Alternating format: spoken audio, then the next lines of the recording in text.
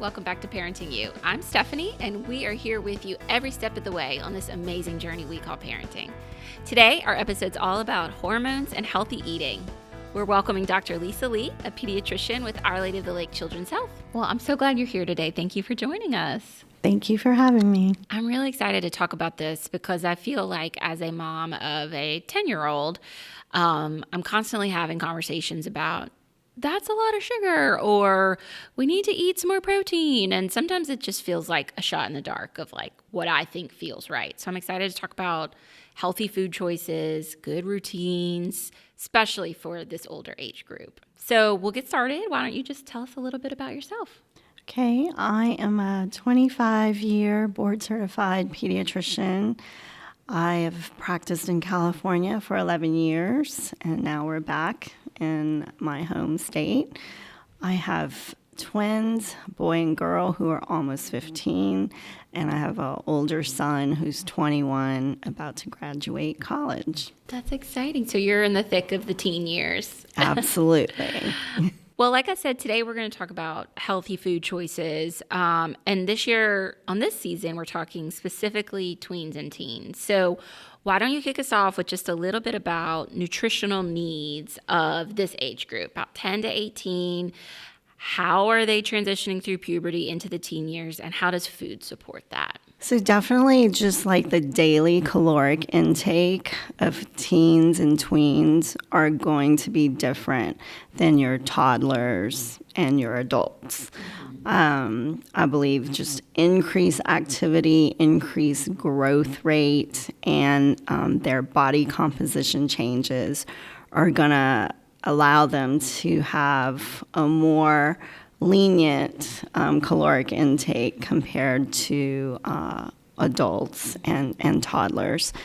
I would say on average, girls could take about 1,800 to 2,000 calories per day. And then boys, depending on their sports activity, just their physical exercise, can take between 2,200 to 2,400 calories per day. That's higher than I think I would expect. Yes. Yeah. Absolutely.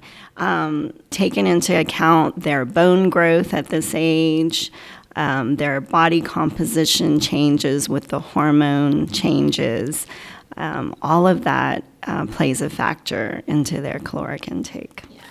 And does it tend to shift from puberty to older teen, or it's pretty steady? Once they kind of hit 11, 12, it's pretty that range until they're adults. I would say just depending on their exercise level, how steady it can be. I would say the majority of teenagers, if they're in sports or any kind of dance, I would believe it stays about the same until probably after they've reached their adult heights.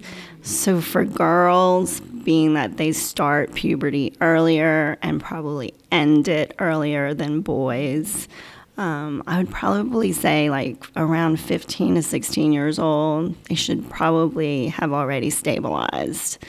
For boys, it's different. Boys can still grow between 18 and 21 years old. So I believe if their exercise level stays pretty steady and consistent, then they should stay the same with their caloric intake. So there's no more hope for height for me.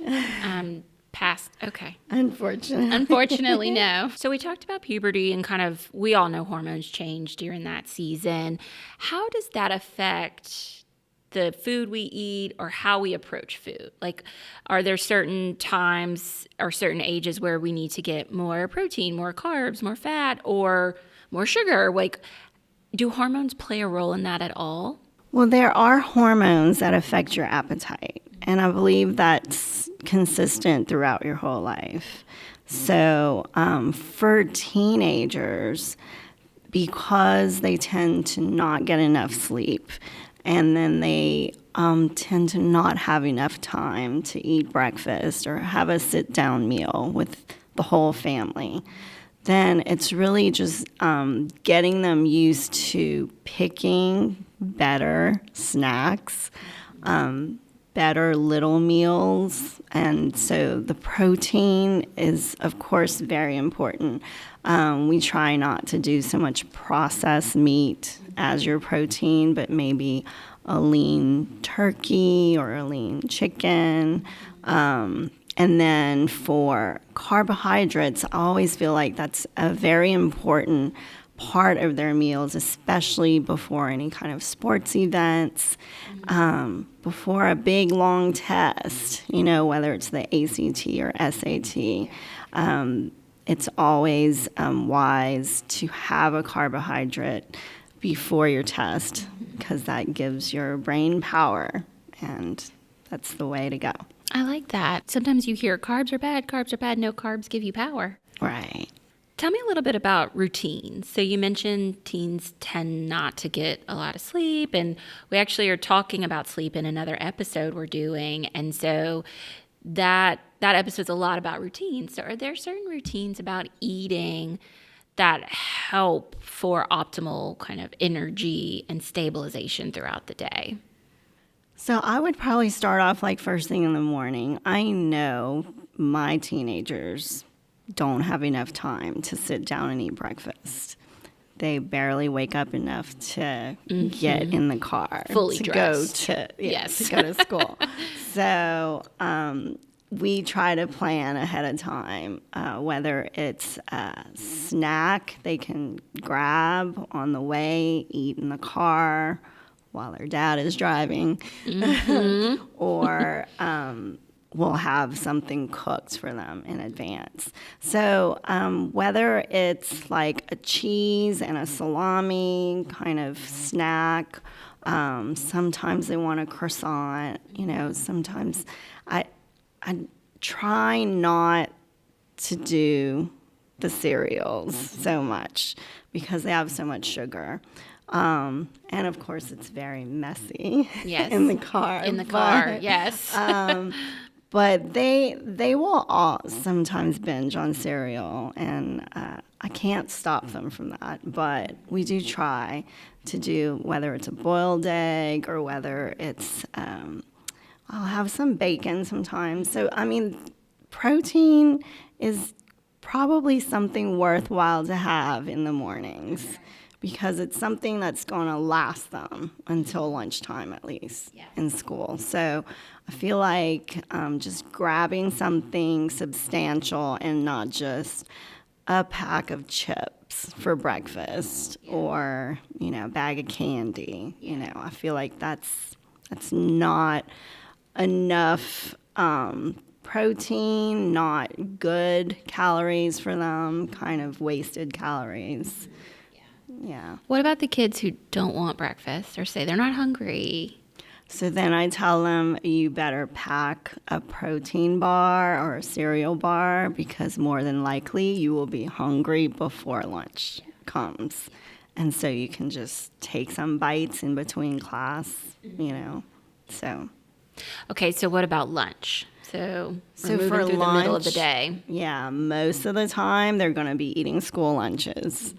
So our school, they get to choose and they have to order in advance, but I'm sure a lot of students just get whatever is available. And so it's really just going through what is available that is the most healthiest choice. I'm not saying that they have to be healthy 24/7, but if they're gonna pick the pizza and the fries and juice, that's probably not the wisest choice.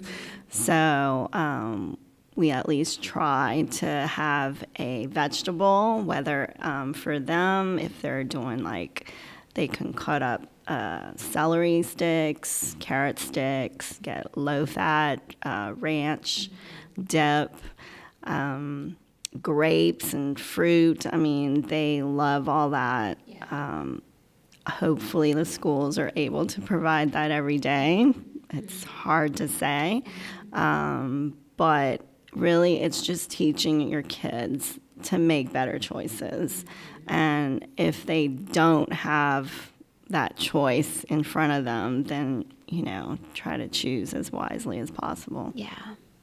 Okay, what about after school? and then dinner, the witching hour. Right. So after school, they are always hungry. Sometimes we will eat dinner that early. So they'll go home, they'll change, and then they'll maybe have a little snack of a fruit. But then we will probably start dinner like at 5:30 at the latest. And then they're off to doing homework. So I try not to let them nap after school. It's very hard sometimes. If they do take a nap, I try to wake them up like after 30 minutes, and then they are hungry. So if that's their downtime and they want to nap, 30 minutes, and then they're back up again. That's a good power nap. Yeah. And then what about dinner? So we had a good protein for breakfast. We had good kind of mix of everything for lunch. Anything to prioritize at dinner? I would say dinner would probably be the same as lunch, as far as protein and carbohydrates.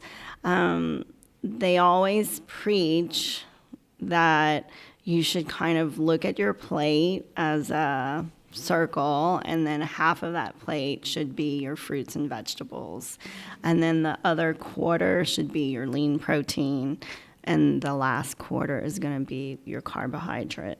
So carbohydrate meaning your potatoes or your rice or your bread. The lean protein meaning any turkey, any pork, chicken, fish. Really, I think fish is such an underused protein. I feel like a lot of teenagers don't like fish, or I'm very lucky that my kids do. I could go through salmon for days and days at my house. That's not a cheap fish. So I know it's not, but Costco is very good, and so I feel like having a fish and mostly vegetables on the other half of the plate is gonna fill you up. That's great. And so then you don't always have to have a carbohydrate. If you do, you can do a brown rice instead of a regular white rice. You can have different things besides just potatoes and bread, which is, kind of everybody leans towards that. Yeah. Well, those are really good tips. Thank you. And I think it leads me into my next question about, I'm a mom of girls, so I'm constantly thinking about body image and what am I saying to them that they're going to internalize, or what are they seeing from me that they're going to pick up on. And that's for boys too. I mean, we see rising rates of eating disorders in boys. And so talk to me a little bit about body image and how we can, in this world of social media and filters and photo editing, talk to them about choosing what's right for their body. I mean, I think the main thing is to kind of instill the thought that not everybody has this perfect model appearance that you see on every social media website. I think for your each individual body, you should kind of internalize what you think is ideal for you, which may not be ideal for your best friend and definitely not for the rest of the girls in your class. But I feel like if you can instill in them a healthy diet, a healthy lifestyle where they're not as sedentary as the majority of the population is, and so if you can do that and have that healthy image, then it's okay if they're a size 8 or 10 and not a perfect size 2 or 4, as long as they stay healthy. I tell my kids it's so much better if you're outside walking or just playing with a dog as opposed to sitting on your phone for, hours and hours after school. so that those kind of little habits can definitely get reinforced every day, and then hopefully they'll continue that into adulthood. They kind of stick. Yeah. Yeah. Are there any myths or misconceptions you'd like to debunk? Yes. The first myth is that diets cause you to lose weight, and that is not true. They don't work. The majority of people who are on diets end up gaining back that weight. In less than 2 years, about a quarter of those people gain more weight than what they lost from the diet. And then in over 2 years, about 83% gain back the weight that they've lost. And in over 5 years, 50% have gained even 11 pounds more than their initial weight. It's even more than what they were before they dieted. Yes. So diets are really not the key to staying healthy. It's changing your daily lifestyle, your habits. That's going to last and sustain throughout the whole life. So this is not from me, it's from the world ether. But it's the idea that eat what you want, add what you need. So if you want something like a piece of pizza, then maybe you add a vegetable to it on the side. Or if you want a snack, you have your Doritos, but maybe you add peanut butter and pretzels too. How does that feel for you as kind of a something to work with your kids on? I think that's a pretty good tip. I don't know if they'll remember it. But all hope is lost. I mean, definitely there are pizzas now that have vegetables on them. They have salad on them. I think that's a wise choice if you're going to be eating pizza. The other thing is, like, if you do have to pick a fast food, like maybe choose the healthier options. They have grilled things now. Raising Cane's has the naked chicken strips. Like they have different varieties that are healthier than their usual choices. So yes, I do think if you are going to pick something unhealthy, it's a wise thing to add something healthy to it, whether it's a fruit or it's a vegetable. Even like rice in general. Now you have brown rice as an option. I always think brown rice is healthier than white rice. So if you have that option, it'd probably be a wise choice. Same thing with your bread. If you can do whole wheat or grain, bran, rye versus white bread. Yeah. Those are good choices. So in my house, I mentioned I have 2 girls, and I'm starting to get more into wanting to get them involved in the kitchen because the dreaded, what's for dinner? Spaghetti. I hate spaghetti, or gross, Mom. It just kills me. So I'm trying to get them involved in the meal planning. Like, what do you want for dinner? What will you eat? How do we get our teens and kids involved in the prep and in the kitchen so that it just feels a little bit, they have more ownership over that process? So I get my teenagers involved in grocery shopping.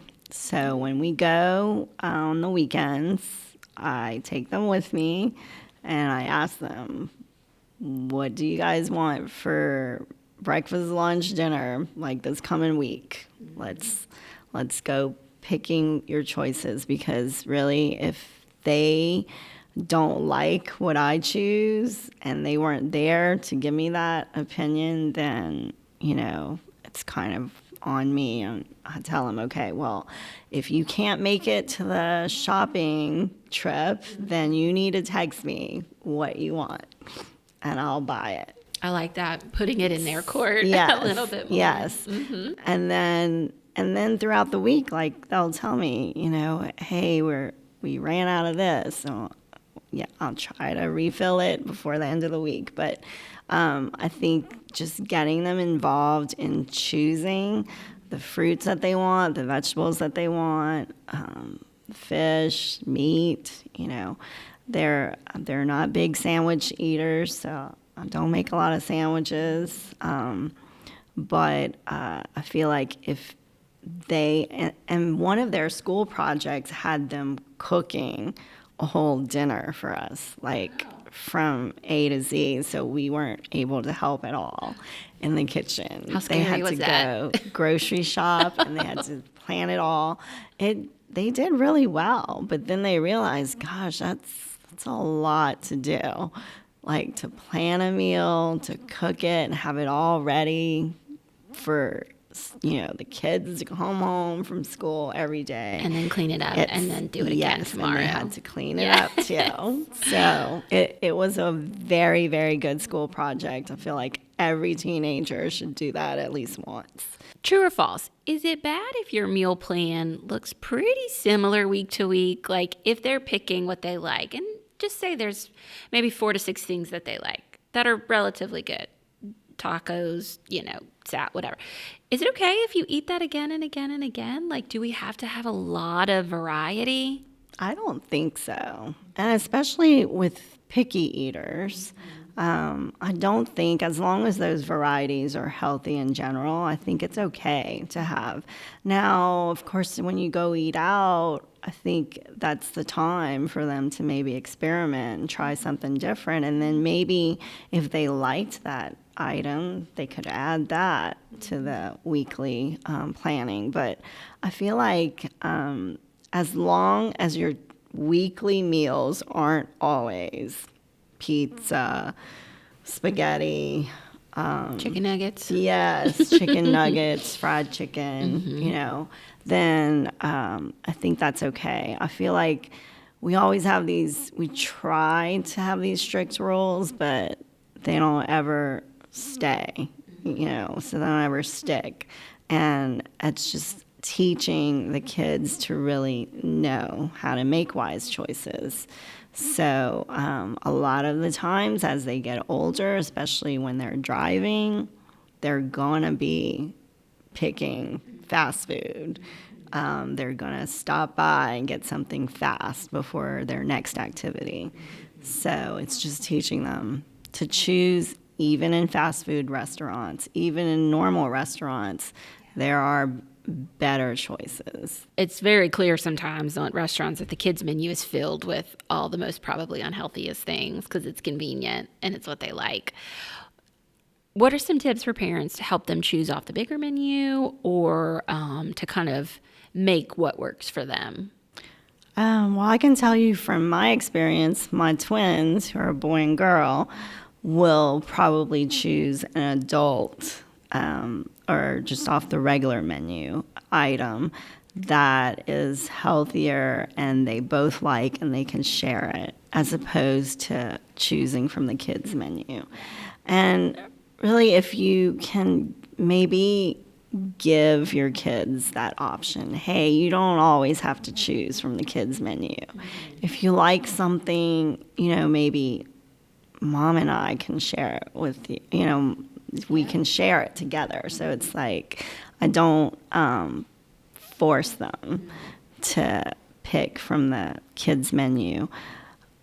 I would say the kids' menu is probably geared more towards toddlers and elementary age children. But of course, we still have teenagers who still only eat chicken nuggets and chicken tenders.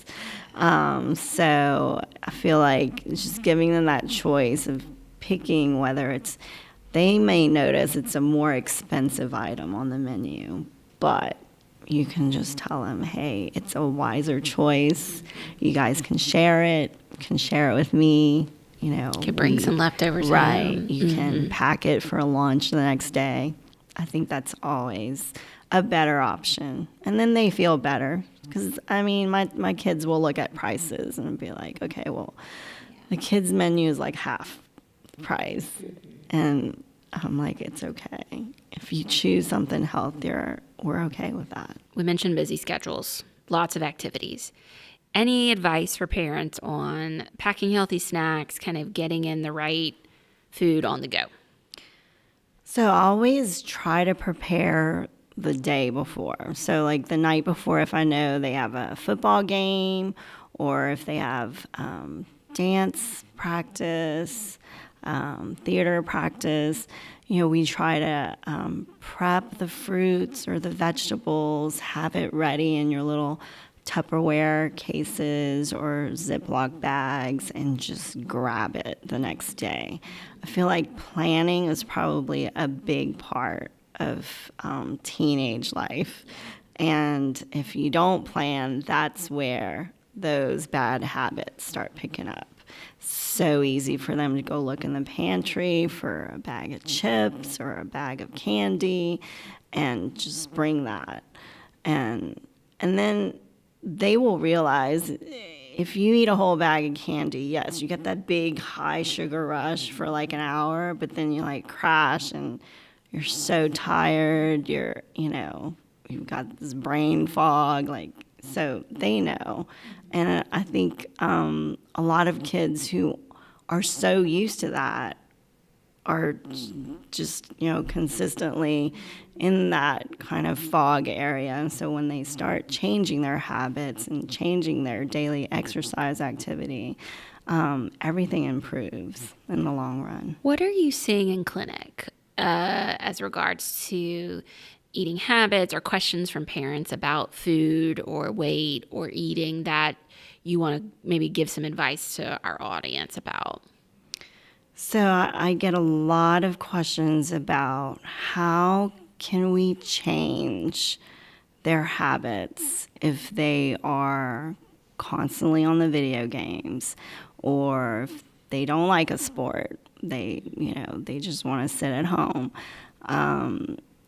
So a lot of times I would say to the parents, even though you think you are feeding them the right foods, if the diet is not the issue, then it's the exercise.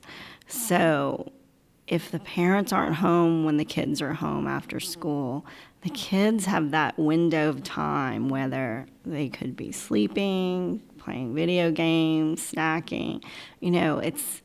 It's the routine that has to be changed. Is their neighborhood safe enough for them to go walking?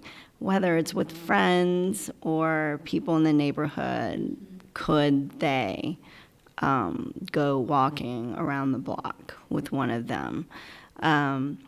Do they have a treadmill at home? Do they have a bike at home? It's just finding different things that the teenagers will like to do.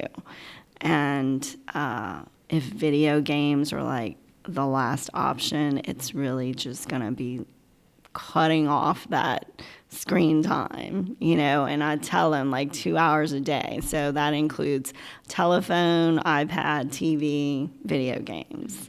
So if the parents have to, they just have to cut it off, whether it's the internet or whatever they need to do to get them off the screen. But it is going to be something that the parents need to change their habits so that can get incorporated into the entire household.